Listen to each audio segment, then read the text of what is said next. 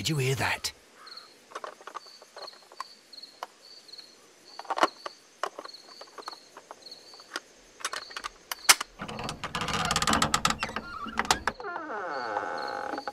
There's someone there. I'm gonna collar him. I'll be right behind you. Police! Hold it right there.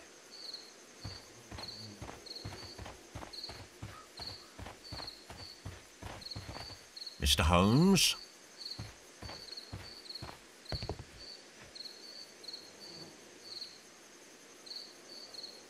All right, my fine fellow. Who are you and what are you doing here? You're detectives, I suppose. You imagine that I'm connected with the death of Captain Carey. I assure you I'm innocent. Innocent? And what are you doing in his cabin? Shall I tell you? You came to retrieve what you had lost after killing Peter Carey, but we were here waiting for you. What is your name? John Hopley Nelligan, but I didn't... Do you deny that you came here yesterday? No, but yes, it's just that I couldn't... I'm tired of this. Off we go to the yard. Tomorrow, I'll see that you're put in front of the judge. What? But you can't! I'm not... It's a terrible mistake! Enough! You can explain all of that to the judge. You're coming with me to the yard. But... In light of recent events, it seems evident that your coming here was unnecessary. All the same, I'm very grateful to you, Mr. Holmes. You are welcome, Inspector, but please don't be too hard on our young fellow. I would like to question him tomorrow morning.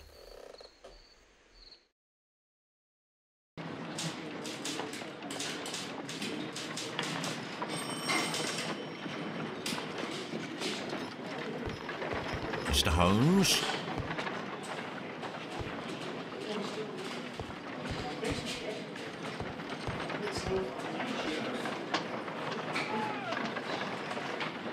Good morning, Mr. Holmes. Can I help you? Good morning, Constable. I would like to speak to the fellow who was arrested at Woodman's Lee last night. Ah, the young man. He's waiting in the interrogation room. You can go straight through. His belongings are held in the evidence room. Thank you. At your service, Mr. Holmes.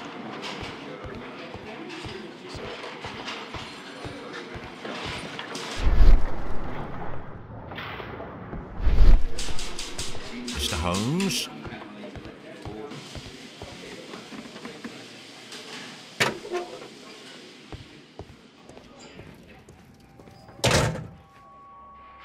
These are the suspect's belongings. The notebook that we found on Peter Carey's cabin floor.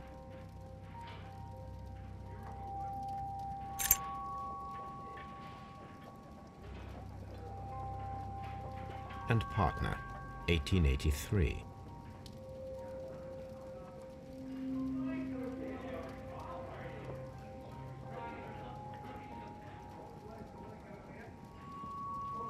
From R. Dawson.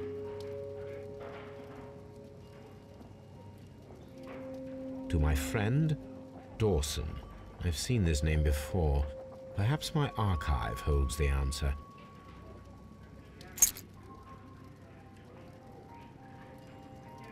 A pocket knife. It was used to force the door of Peter Carey's cabin. A handkerchief with the initials J.H.N.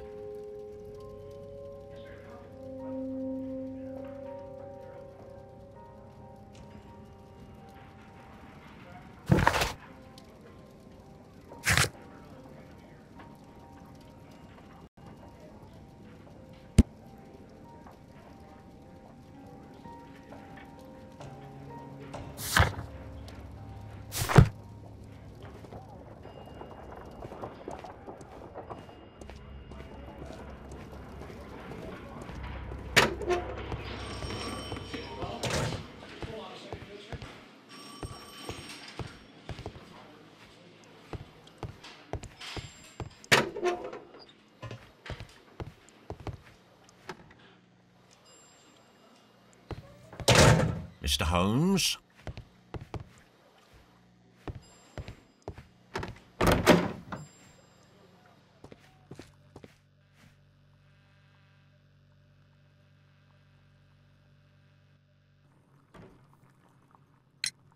Does this notebook belong to you? Yes. But where did you find it? I did not know... I thought I'd lost it at the hotel. What do these abbreviations mean? Oh, no. I beg you, I can't. If I told you, it would only make things worse. But I will find out eventually, Mr. Nelligan. The sea knife was found near Carey's body. Tell me, Mr. Nelligan, did Mr. Carey try to defend himself or to attack you with it? I don't know. I didn't kill anyone. The police seized this valuable ring from you. Whose is it? I didn't steal it from anyone. It has always belonged to me.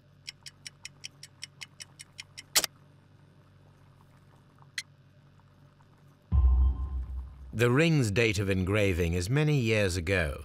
You would have been a child then, hardly in any position to receive such an item from a partner.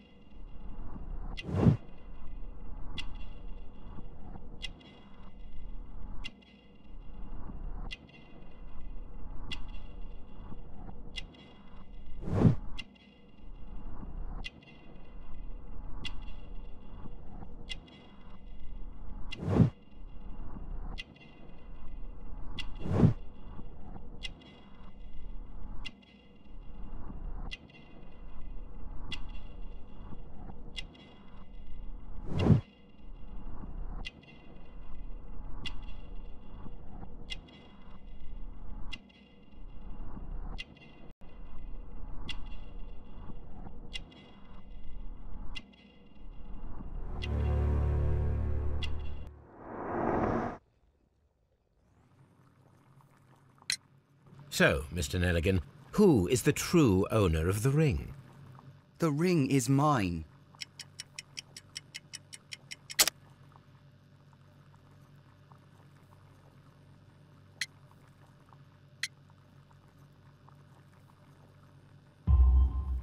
No, Mr. Nelligan. I believe that the ring had belonged to your father. Oh, but how do you know? The jacket you are wearing is made of an expensive fabric that only a man of exceptional wealth could afford. You do not seem to me to be a rich man, Mr. Nelligan. Furthermore, the garment is ill-fitting. It is quite clear that it belonged to someone else, most probably your father. With your father gone and taking with him the family's wealth, as a little boy you had to find yourself a manual job, and it was most probably cleaning fish. You cut your hands often while working. I can tell from the scars. I'm speechless, Mr. Holmes. It all happened exactly as you say. Well, I will see you soon, young man. Please, let me go. I'm innocent. What am I doing here? I've done nothing wrong.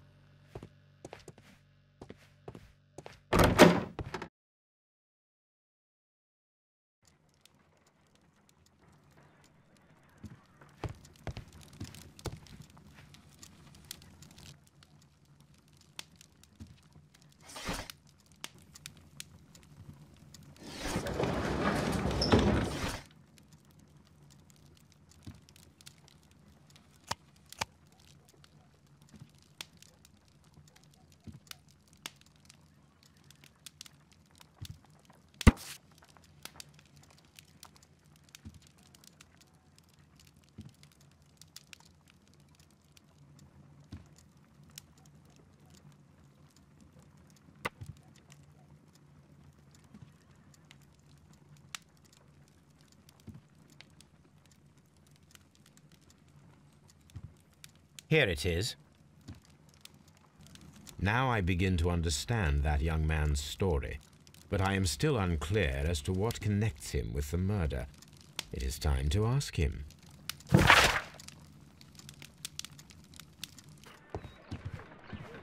Good gracious, you caught someone. At least now you have a suspect.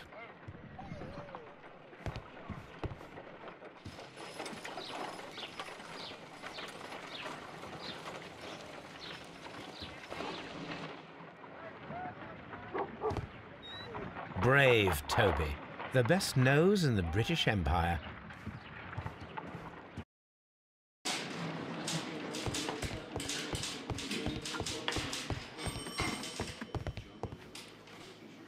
Locked.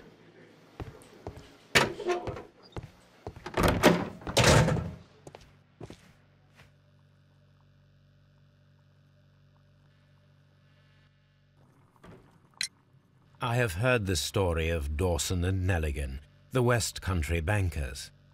Yes, Joshua Nelligan was my father. I am aware that it had a bad ending. When the bank failed, it ruined half the families of Cornwall, whereupon Joshua Nelligan disappeared. My father was under extraordinary pressure. Dawson had retired. I was only 10 years of age at the time, but it was still old enough to feel the shame that befell our family. My father was convinced that he could pay off all his debts if the creditors gave him time. He set sail for Hammerfest in Norway in his small yacht, just a few days before an arrest warrant was issued. He left my mother a list of the securities he was taking. No word was ever heard from him again. We believe that his vessel went down, taking with it everyone and everything on board. Thank you for the story, Mr. Nelligan. At last, we are making some progress. Interesting. Joshua Nelligan and Peter Carey were both at sea in Norway. There is definitely some connection between Peter Carey and Joshua Nelligan's disappearance. What am I doing here? I've done nothing wrong.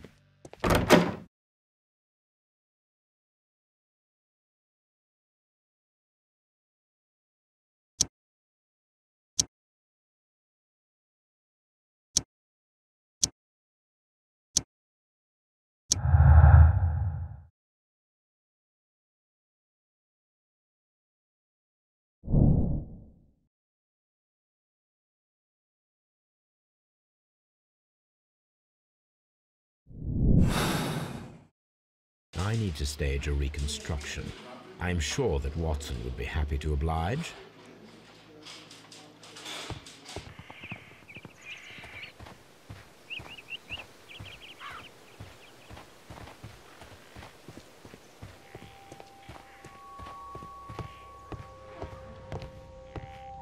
"1883.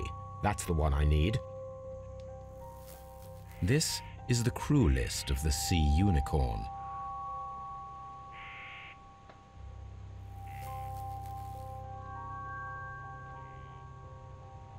This is the crew log notes for June. Nothing unusual. Log notes for July. Nothing special. Log notes for August. These pages have been torn away. Canadian Pacific Railway, CPR, a torn piece from a bond certificate. I have seen this abbreviation somewhere very recently. There are 3 ways of discovering what happened in August of 1883 aboard the Sea Unicorn. The first 2 of these will require speaking with a dead man. The last would be to locate vital witnesses, the sailors involved in this whale hunt campaign.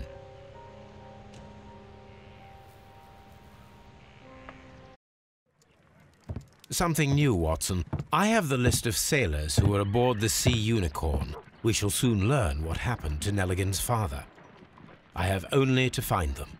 Let us hope they're still working at the harbour. I think that if you pretend you're from Scotland Yard... I doubt it, Watson. And really, I would prefer that all of this remains quiet for now. But I have another solution. I'll call in the specialist. And who might they be? The secret police division of Baker Street. Ah, you mean young Wiggins and his gang? Yes. Believe me, you'll receive more useful assistance from these little urchins than from a dozen yard detectives. Those children are everywhere. They see and hear everything, and they are cunning. All they lack is organization. I'll summon them. How will you do that? There is always a watch beneath our window. I have only to call him.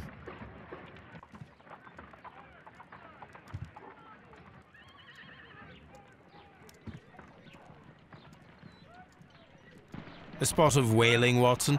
Would you care to take part? Are you serious? No, but we do need to clarify what happened on the night of Black Peter's murder. A reenactment, then? Is something bothering you? The sailor's knife, Watson. Why was it on the floor? Peter Carey attempted to defend himself? It is possible, but if that is the case, then it alters many things. I don't quite follow you. Tell me, my friend, what is the animal closest to man, morphologically, I mean? Ah, I see what you're getting at, Holmes. You asked me that once before. On the Ripper case, I believe. Do you want to slit some more pigs' throats? No. Thank goodness for that. I wish to impale one with a harpoon. Wonderful. Watson, let us pay a visit to our butcher friend in Whitechapel. We require the carcass of a well-fed pig. And the harpoon? One of the harpoons on the wall of Black Peter's cabin should do quite nicely.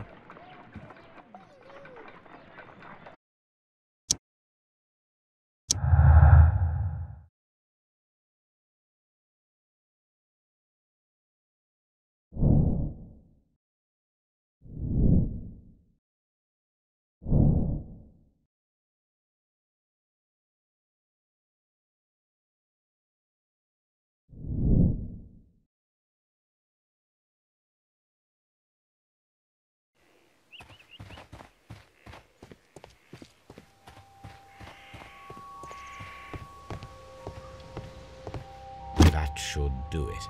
Now I am ready for the experiment.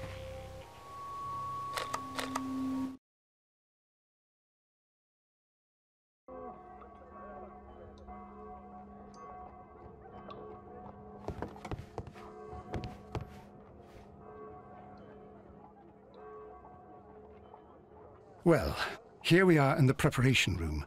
I can't say that I like the smell of it much. What do you intend to do? To indulge myself in a little experiment. The challenge of lancing a pig's carcass with a heavy harpoon. A little experiment? Stand aside, Watson. This might be dangerous. I am not well practiced in this exercise, yet. Holmes, you should aim for the mark in order to perform the most reliable test.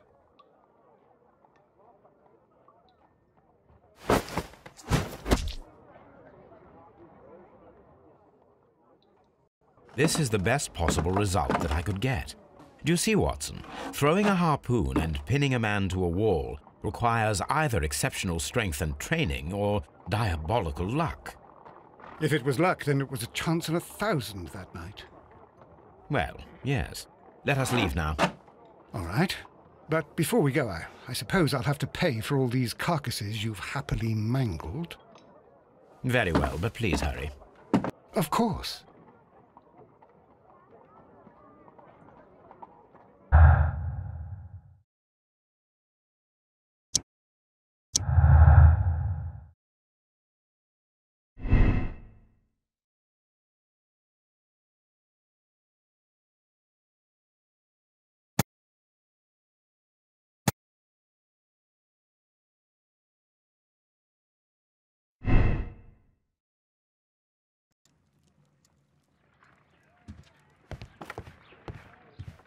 Watson, I need Wiggins. Is he anywhere nearby? He's right across the street. You can give him a sign from the window.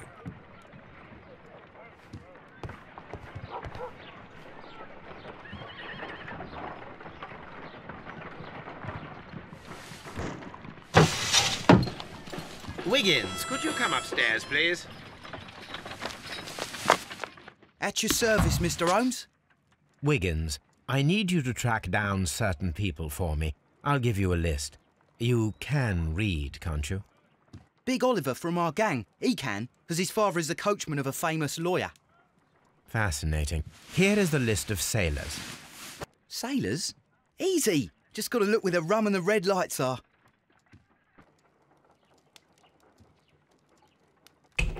Sorry to trouble you, Mr. Holmes, but the inspector asks that you come to the station as soon as possible. Thank you. I'll be there shortly.